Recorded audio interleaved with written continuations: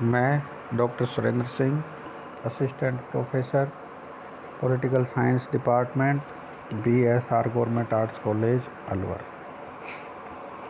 आज मैं आपको BA फाइनल ईयर ऑनर्स के पेपर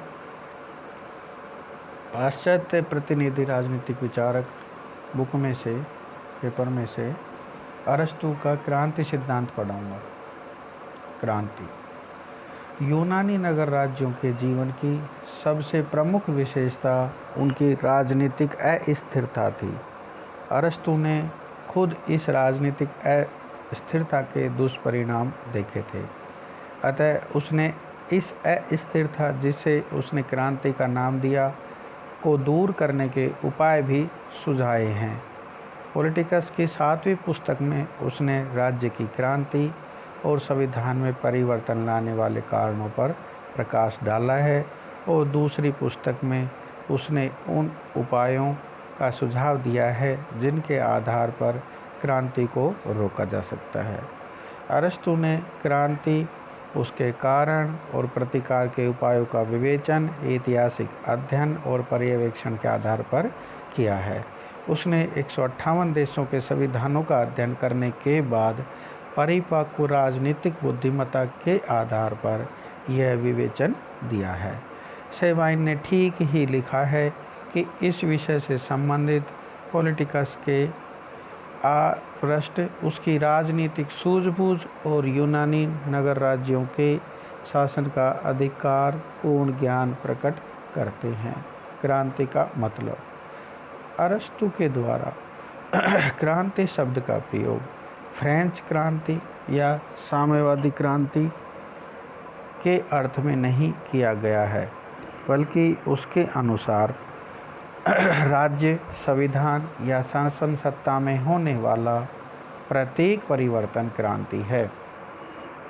अरस्तु के अनुसार क्रांति के प्रमुख रूप निम्नलिखित हो सकते हैं। नंबर 1, पहले से स्थापित किसी शासन व्यवस्था के स्थान पर दूसरी शासन व्यवस्था स्थापित करना, जैसे जनतंत्र के स्थान पर धनिक तंत्र, धनिक तंत्र के स्थान पर जनतंत्र स्थापित करना। नंबर 2, अनेक बार क्रांति किसी शासन व्यवस्था के मूल रूप को बदलने के लिए नहीं, बल्कि उसके आधारभूत तत्व की मात्रा को बदलने के लिए होती है, जैसे जनतंत्र को अधिक या कम जनतंत्रात्मक बनाना। नंबर 3, यदि शासन व्यवस्था के स्वरूप को अपरिवर्तित रखते हुए शासन करने वाले व्यक्तियों में कोई परिवर्तन होता है, तो भी वह क्रांति का ही एक रूप है। विशेष बात यह है कि एक देश के शासक वर्ग में जो परिवर्तन होते हैं, चाहे उन परिवर्तनों से शासन व्यवस्था का मूल रूप अप्रभावित रहे, अरस्तु उन्हें क्रांति की संज्ञा देता है। क्रांति के कारण।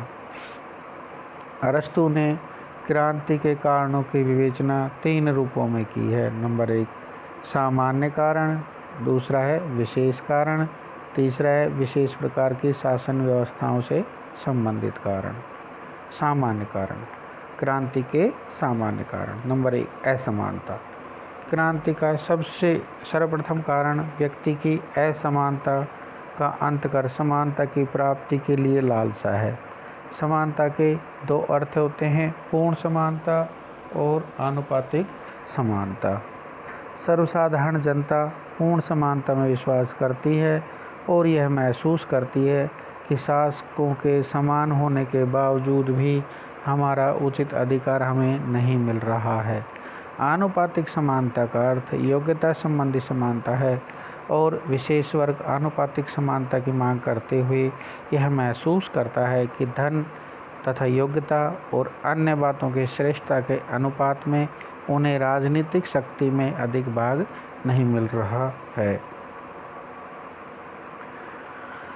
पूर्ण और आनुपातिक समानता के इस पारस्परिक अवरोध का परिणाम क्रांति के रूप में प्रकट होता है। स्वयं अरस्तु के शब्दों में, छोटे व्यक्ति बराबर होने के लिए विद्रोही बना करते हैं, और बराबर स्थिति वाले बड़े बनने के लिए यही वह मनोदशा है जिसमें क्रांतियों की उत्पत्ति होती है। अन्याय। क्रांति का मूलभूत कारण अन्याय है। यदि एक वर्ग को जितना वह पाने का अधिकारी है उससे कम मिलता है तथा दूसरा वर्ग को जितना उसे मिलना चाहिए उससे अधिक मिलता है तो असंतोष पनपता है और असंतोष क्रांति को जन्म देता है, क्योंकि न्याय और मित्रता राज्य के नैतिक आधार हैं। इसलिए अन्याय और दुर्भावना असंतोष और अस्थिरता के सबसे बड़े कारण भी हैं। इस प्रकार असमानता और अन्याय क्रांति के दो कारण हैं, विशेष कारण। अरस्तु ने क्रांति के विशेष कारण निम्न बताए हैं। नंबर 1, शासकों की धृष्टता तथा लाभ की लालसा। जब शासक वर्ग धृष्टता के वशीभूत होकर जनता के हितों की परवाह किए बिना अनिश्चित रूप से धन संग्रह करने लगता है तो उस शासन व्यवस्था प्रणाली या शासक वर्ग के विरुद्ध जनता विद्रोह कर देती है। नंबर 2, सम्मान की लालसा।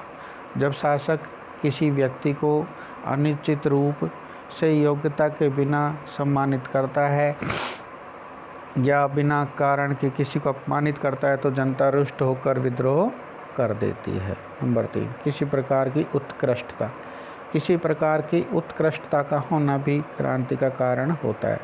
जब किसी राज्य में एक व्यक्ति या कुछ व्यक्तियों का एक गुट अन्य व्यक्तियों से अधिक उत्कृष्ट और शक्तिशाली हो जाता है तो वह शासन की सत्ता को सहन नहीं करता और शासन सत्ता अपने हाथ में लेने की चेष्टा करता है। इसलिए एथेंस तथा आगोस के नगर राज्यों में यह चलन था कि शक्तिशाली बनने वाले व्यक्ति को राज्य से निर्वासित कर दिया जाता था। घृणा क्रांति को जन्म देती है। उदाहरणतः धनिक तंत्र में जब धनिक शासक वर्ग बहुसंख्यक किंतु अधिक वंचित दरिद्र जनता को तिरस्कार की दृष्टि से देखता है तो ऐसी स्थिति में जनता विद्रोह कर देती है। भय 2 प्रकार से व्यक्तियों को क्रांति के लिए प्रेरित करता है। एक तो अपराध से बचने के लिए, दूसरा न्याय का प्रतिकार करने के लिए। जैसे रोड्स टापू के राज्य में जनता वहाँ के कुछ प्रतिष्ठित व्यक्तियों पर अभियोग चलाने की धमकियाँ दे रही थी, जिससे बचने के लिए उन्होंने शासन के विरुद्ध विद्रोह कर दिया। प्रमाद भी क्रांति का कारण होता है। जनता अपने आलस्य और उपेक्षा के कारण ऐसे व्यक्तियों को सत्तारूढ़ होने दे सकती है जो वर्तमान शासक के प्रति निष्ठावान नहीं होते और शासन को बदल देते हैं। 6, विदेशी या विजातीय तत्व भी क्रांति के कारण बन जाते हैं। यदि राज्यों में रहने वाले विजातीय तत्वों का भावनात्मक एकीकरण न हुआ हो तो राज्य में सदैव ही क्रांति की आशंका बनी रहती है, क्योंकि ये विजातीय तत्व विदेशी शत्रुओं के साथ मिलकर राज्य के लिए संकट खड़ा कर देते हैं। क्षुद्र घटनाएं। कभी कभी क्षुद्र घटनाओं के गंभीर परिणाम के रूप में भी क्रांति घटित होती है। जैसे साइराक्यूज के 2 कुलीन युवकों के परिणय संबंधी कलह ने राज्य के अधिकारियों को 2 वर्गों में विभक्त कर दिया और राज्य क्रांति का सामना करना पड़ा। परस्पर विरोधी वर्गों का संतुलित होना। क्रांति का एक कारण परस्पर विरोधी वर्ग धनी एवं निर्धन का राज्य में संतुलित होना भी है। जब एक पक्ष दूसरे पक्ष से प्रबल होता है तो सामान्यतः संघर्ष नहीं होता है, किंतु जब दोनों पक्षों की शक्ति बराबर होती है, दोनों को विजय प्राप्त होने की आशा रहती है, तो वे विद्रोह करके सत्ता हथियाने का प्रयत्न करते हैं। विभिन्न राज्यों तथा शासन प्रणालियों में क्रांतियों के विशेष कारण। प्रजातंत्र में क्रांति का विशेष कारण वाग्वीर होते हैं। ये वाग्वीर सस्ती लोकप्रियता प्राप्त करने के लिए अपने जोशीले भाषणों से जनता को धनिकों के विरुद्ध भड़काते हैं, उनके साथ अन्यायपूर्ण व्यवहार करते हैं और अंत में उन्हें क्रांति के लिए विवश कर देते हैं। अनेक बार ये वाग्वीर नेता अपने जोशीले भाषणों के आधार पर स्वयं शासन सत्ता हथिया लेते हैं। धनिक तंत्रों में क्रांति 2 विशेष कारणों से होती है। नंबर 1, शासकों का सर्वसाधारण के प्रति अन्याययुक्त व्यवहार और दूसरा है शासक वर्ग में फूट तथा दलबंदियाँ। कुलीन तंत्र में क्रांति को जन्म देने वाले 3 प्रमुख कारण होते हैं।